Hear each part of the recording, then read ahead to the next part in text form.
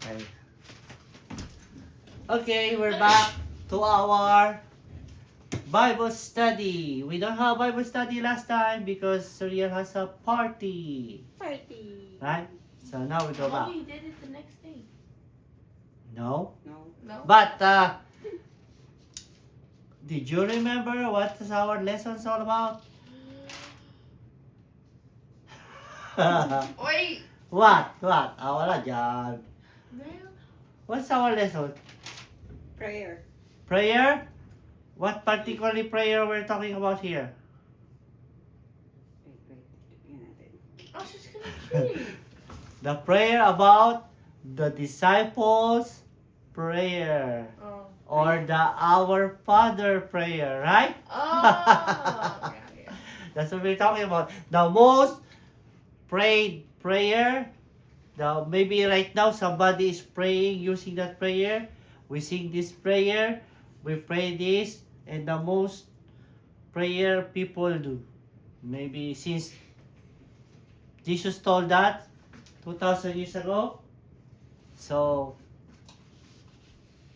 that's the most famous prayer. Okay? But before that, let's go to our questions. Not this. Question. Quiz. Okay, quiz. Why? Answer the following question. Our Father, pray then in this way. Our Father in heaven, Hallowed be thy name. may your kingdom come.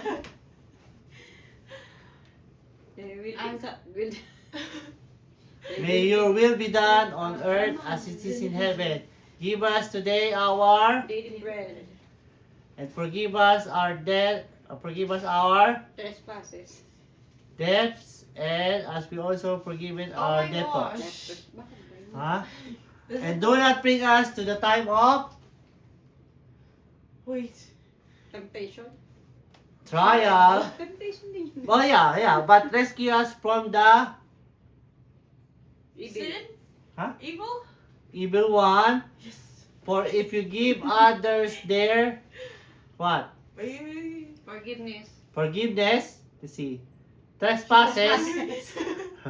Your heavenly Father will also forgive you. But if you don't forgive others, neither of your Father will Trespasses. forgive your trespasses. We got one out of... Oh no.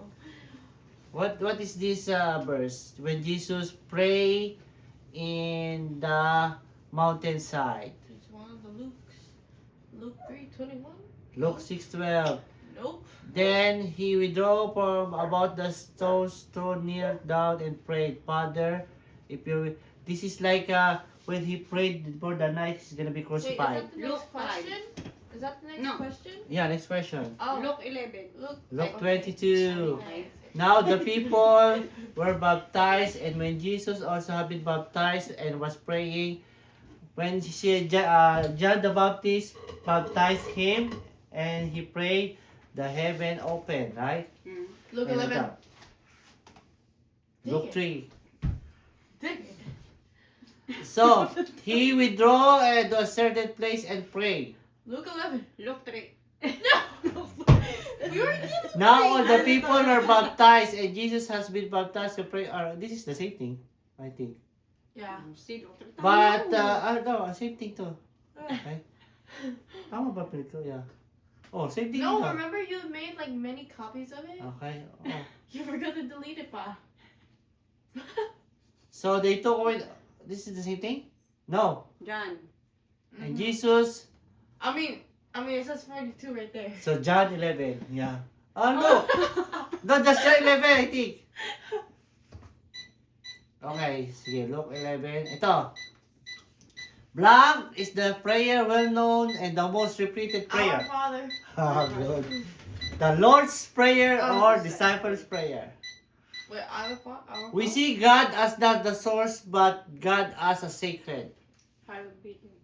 When we see God as the source but as not as the source as sacred. Our Father. Art thou in heaven, or hallowed be thy name. We see God as sacred. Hallowed be thy name. Hallowed be thy name. Means you have an intimate relationship as a family. Oh, our Father. Our Father. You should be a believer to be call him as your father. This means you can have a close relationship. Our Our Father. Our Father, who art in heaven. The name of God stands for his nature, his attributes, his character, his personality. Hallowed be thy name.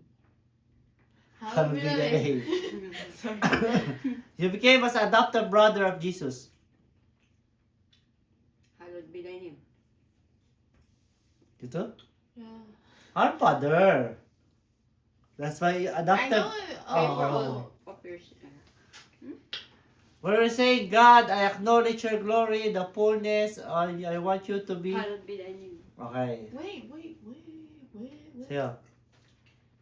Oh, hallowed be thy name. I'm nagbasa to. What is the story about this? Oh.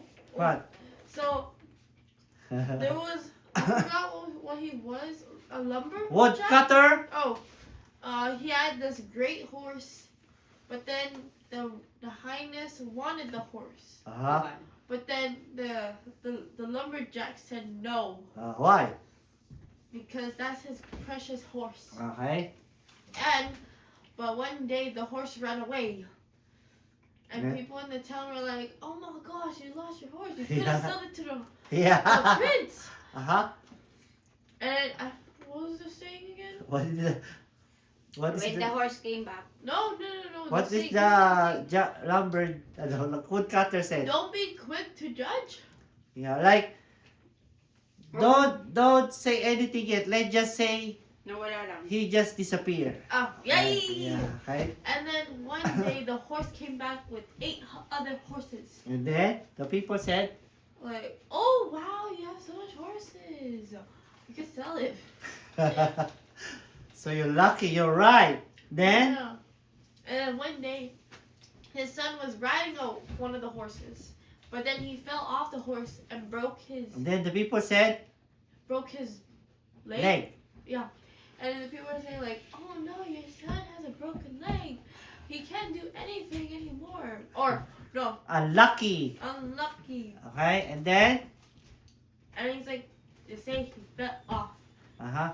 And then one day, what do we call it? People that are bringing people to the war or hiring people to the war? Yeah, there's a came war by. and everybody's required to fight for the country. And then, And then Or They the- couldn't all take- the young men went to war except for his son. his son, which is made him lucky. So we cannot just add to the things that happen and predict, because we don't know what's gonna happen. Okay.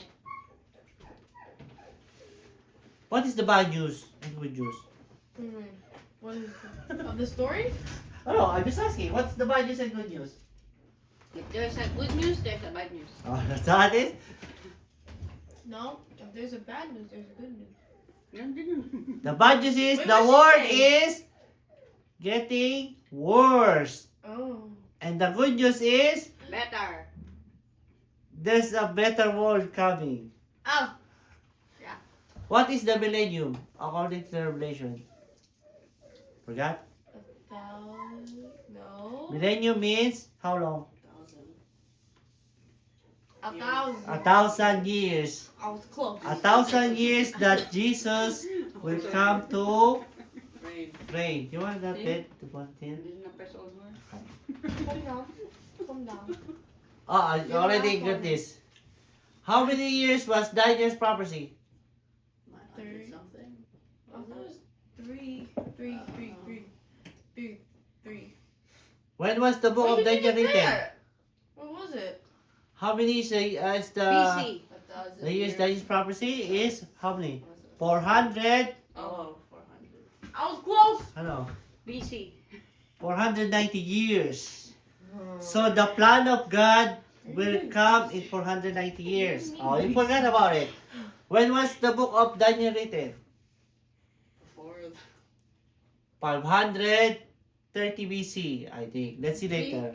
Tama How ka, many BC? years were fulfilled in the rebuilding, from the rebuilding until Jesus was crucified? So, Oh, 500. so Oh. Daniel's prophecy is 490 years. But from rebuilding of the temple to Jesus was crucified was 484 years. Close enough. Okay, let's see. Mamaya ako natin. How many years or weeks left before the prophecy fulfilled? 400. Oh, you didn't even say. What is the rapture? Wait! Oh, There you go. How many years left is only 7 years or 1 week before it's completed. From the time Daniel prophesied until now, we only need 7 years for Jesus to come. But there's a gap. The gap now is almost 2,000 years. So the 7 years will start when the rapture comes. What is the rapture? If people, kapag kinuha, nawala, Yeah. So in the Bible it says disappear. there's two, one in the harvest, one will be taken, one will be left. There's 2 workers in a factory, one will be taken, one will be left. So it means people are gonna be disappear, but not really disappear. Jesus picked them and they went to the sky together with the Christians who are died, and Jesus will remove them before the punishment or when the judgment comes to those remain. Okay, but not everything will be judged. Some are to be left so they can help others to go back to God. Okay? So, yeah, let's discuss later. What are the concepts of heaven according to the Bible? Earth, the atmosphere, and beyond, heaven, The sky, the atmosphere, the and universe, okay, let's see it and there. heaven. Yun, 70 weeks, Oh my god. 536 BC, Tama ako, BC. 484 Okay. years na, You did say BC. Not BC. 1 week or 7 years. The atmosphere, the outer space, okay. Okay. Close enough. Okay. Good job. Let's go back. Here's the Huh? orange. Oh, ano ko si mama? Nakedi? Yeah. Nakay mama eh. It's over there. Ano sa baba? Ako din, baboy. I thought we were not allowed to have that. That's benzene. Kasi nasa bottle. Sa kwarto. Okay, let's continue. So we discussed this, the disciples' prayer. And we are done with this. So, what do we discuss here? The disciples noticed that Jesus is praying. That's why they asked Jesus to teach them how to pray. And now we learn the prayer, which is the pattern Our Father. Okay? And it's the most known prayer. And we say God is not like Genie or Santa that you always make a request. It's not to be that you are have to be on a nice list. It's not a genie that you make a request, because when you pray you should be glorifying God. Okay? Our Father in heaven means He is our Father that we can talk anytime. Like He's accessible, but He is in heaven, which is He is holy. We cannot disgrace Him. We need to respect Him. Treat the name with respect. Hallowed be thy name is, His name is Sacred. Sacred. It's like No. you not use it for Yes. jokes or whatever, for expression, right? You have to respect it. Or if you do, use it in a joke expression means you're disrespecting his name. You're not a respectable son or daughter, which is not very good, right? So we like the most respect that we can get is means hallowed be thy name. That's why we say, our Father in heaven, you're my Father. I can access to you and I can talk to you. But hallowed be your name. Your name is supposed to be put on the most high, most respected, the most holy name. Okay? It's not just any name. It's not like my friend's name. It's like the highest of all. That's why it says we can call him Wonderful Counselor, Mighty God, Father. You can say all of this regarding with the name of our God. Okay? I am the door. Jesus is the door. I am the way. I am the truth. So if you don't know Jesus, you're so far away from the door. Door to what? Heaven. Door to heaven. I thought it was gate to heaven. Huh? I think. There's 3 heavens, but the third one is like the really Like the spiritual gate? heaven. The Same Place. Okay, I'll be there. Mhm. So we did this, the story about the I know wisdom. the story. Why is this in the middle of the whole thing? This is the... Why is it cut off?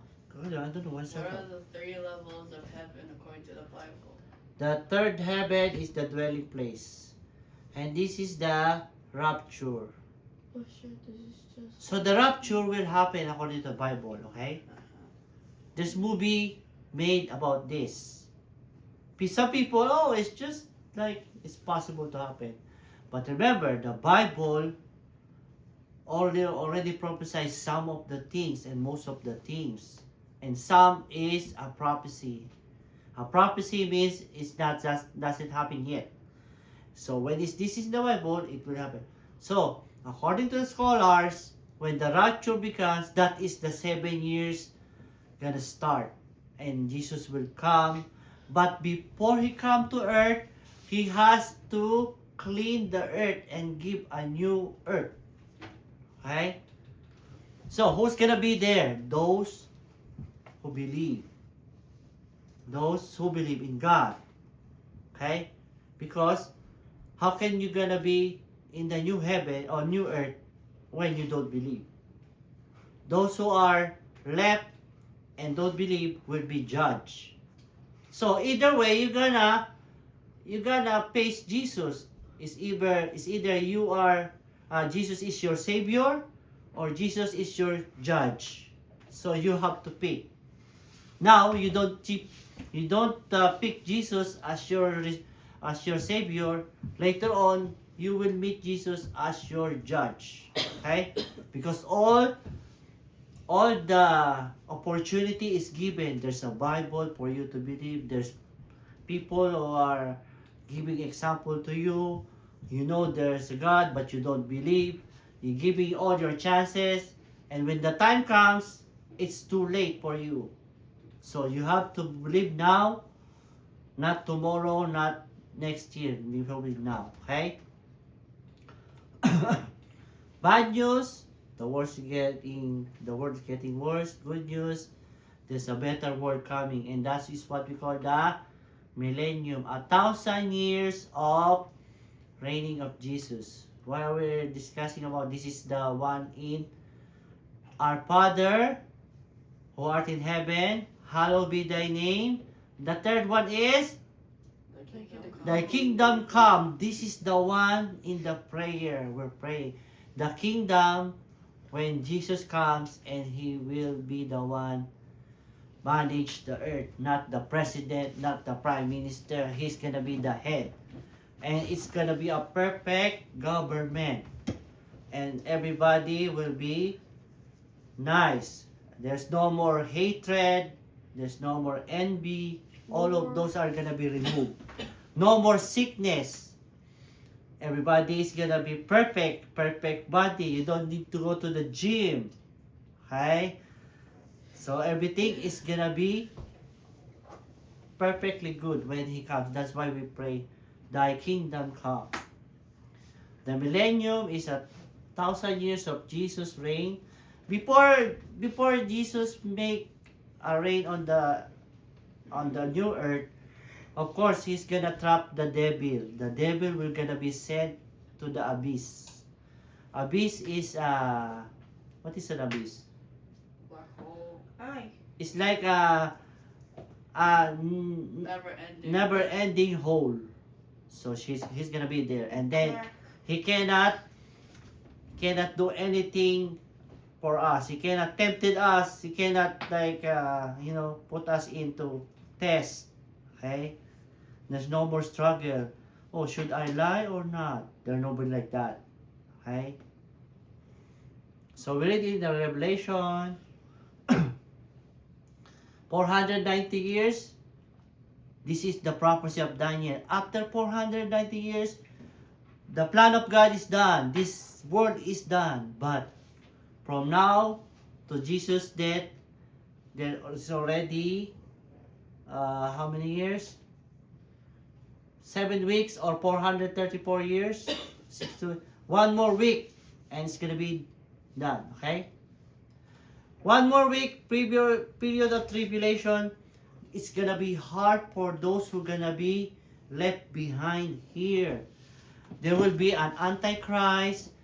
There will be one government. There will be these nice people that pretend that he is a nice. Then later on, he will turn back and make the people suffer. You know, there's a time that you cannot buy food unless you have a mark of this antichrist. If you submit to him, and then he will let you buy food, but those who don't, he gonna kill them. It's really a disaster. You don't want to be in that last 7 years. Okay, so believe now, or you're gonna be in that 7 years. It's gonna be hard. Okay, there will be a big topic for this. I'm just giving you a surface. Rapture is the start.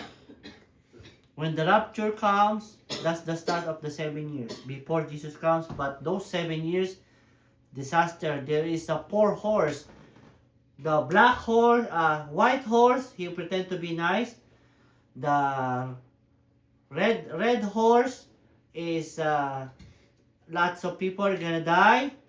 Black horse, there will be plague, and there's another one. This is a big story about it. Okay. Four horsemen of John. Yeah, the 4 horse. Oh. 4. What is that? That's the sign. That's the different stages of hardship. There will be beasts.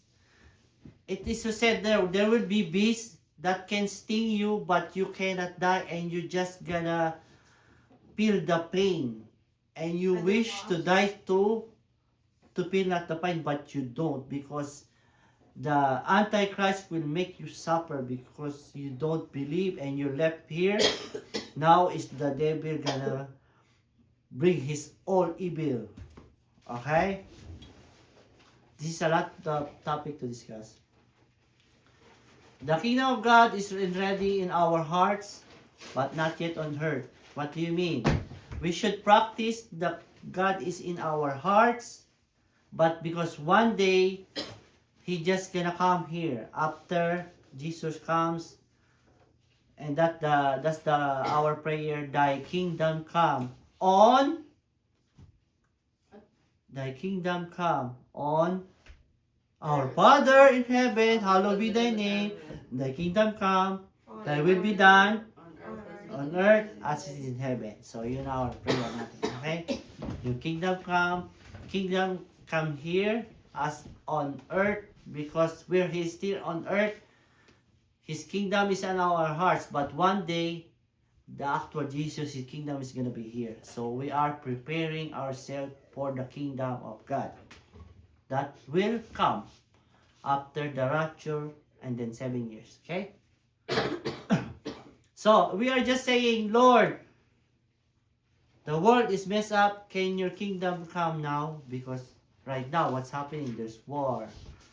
There's jealousy. There's crime. Diba? That's what's happening now in the world. But when Jesus comes, everything will be perfect.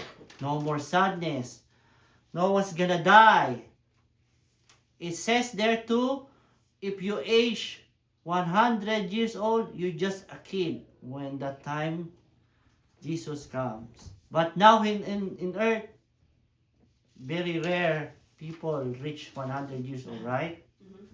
So, but in Jesus' reigns, everybody is like young. You're 100 years old and you're still a kid. Remember, imagine that? The millennium is gonna be time of happiness. Happiness. Yes. Happy. Isaiah 55:12. Let's see that. Isaiah 55:12. You got it. And Isaiah 11:6 to 9. What is Isaiah 55:12? Who will read?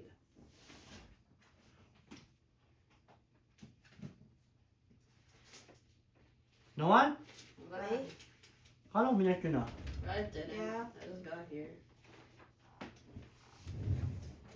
What is Isaiah 55:12? Oh, found it. Go. For, for you shall go out joy and be led back in peace. The mountains and the hills before you shall burst into song, and all the trees of the field shall clap their hands. Imagine, but the hills, the trees, they will praise God. They will praise Jesus when the time comes. Why? Because everything is created by God. Okay? Isaiah 11:6 to 9. Got it. Tama. Oh. Ah. Sige, go. The wolf shall live with the lamb, the leopard shall lie down with the kid, the calf and the lion and the fatling together, and a little child shall lead them. The cow and the bear shall graze, their young shall lie down together, and the lion shall eat straw like the ox. The nursing child shall play over the hole of the asp, and the weed child shall put its hand on the adder's den. They will not hurt or destroy on all my holy mountain, for the earth will be full of the knowledge of the Lord as the waters cover the sea. So that will be the millennium. It says there, the wolf and Lamb. the lamb. What is the wolf doing to the lamb now? Eating it? They eat it, but now the wolf and the lamb will be together. They're not. And there's also mentioned a kid and a snake. Leopard. Leopard. The child and the leopard can sit together. Everything is gonna be opposite of what's now. I'm talking about like an actual kid, like the goat, baby goat thing. Yeah. No, there's also mentioned like a child and a snake can be together. Like, I mean, those are like opposite of what we have now because Jesus is fixing everything. Okay? Okay? Okay, next. Any question with that? So, it's really the millennium, the reigning of Jesus is like a paradise. Okay? Let's just finish this and we're done. The millennium is gonna be a time of peace. Oh, Isaiah 2:4. You got it, Ma? 8. Isaiah 2, chapter 2, verse 4. Ah, you're right. 2:4. I got it. The asp is a snake. So, Huh? yeah. The asp is a snake.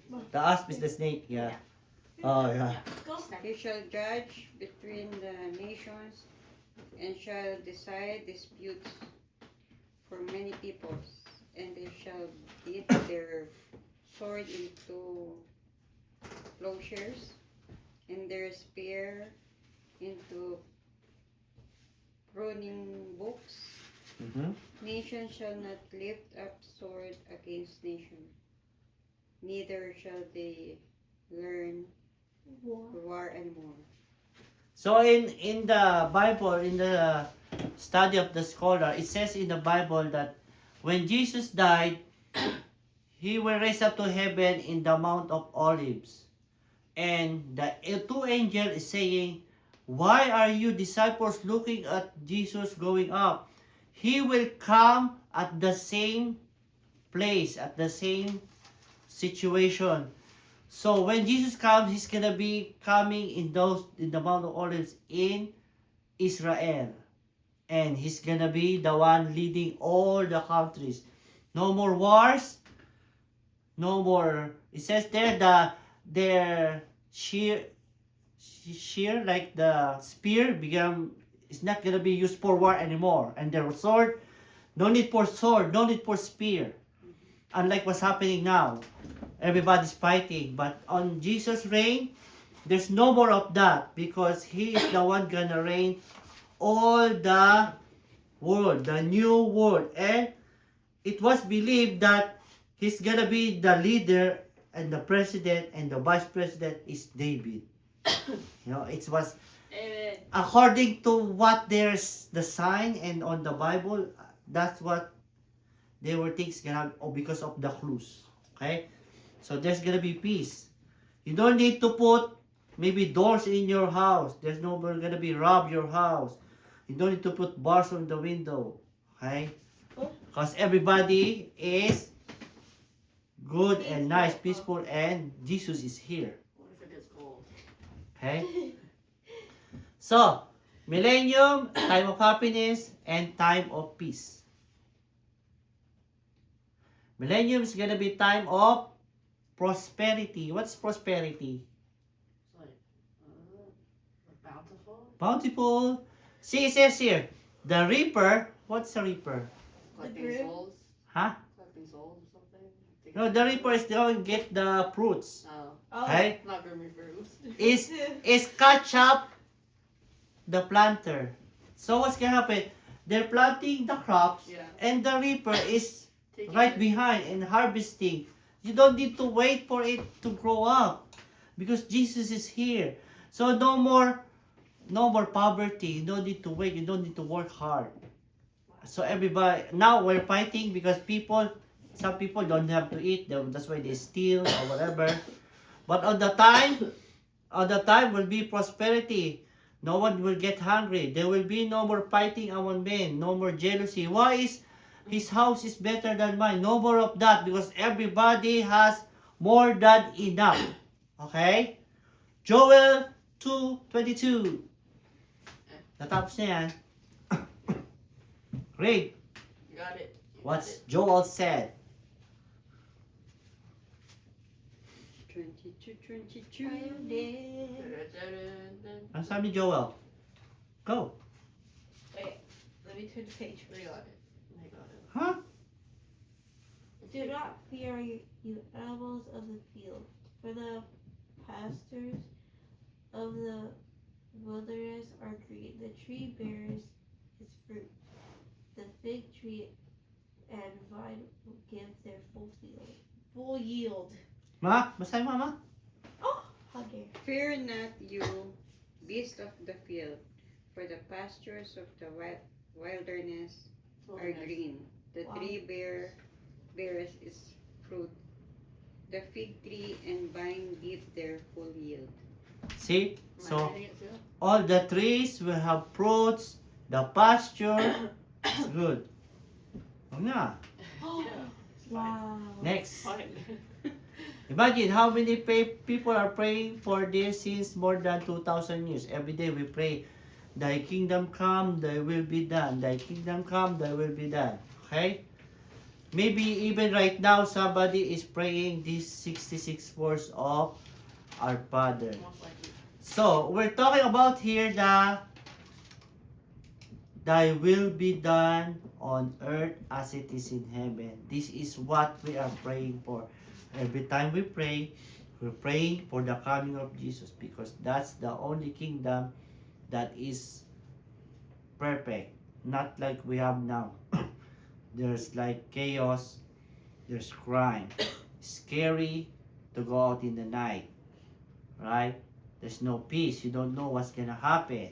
But when Jesus comes in the millennium, it's a perfect world. You no need to be scared. No need to be hungry. No need to steal or whatever. You're not gonna starve because everything is prosperous and peaceful.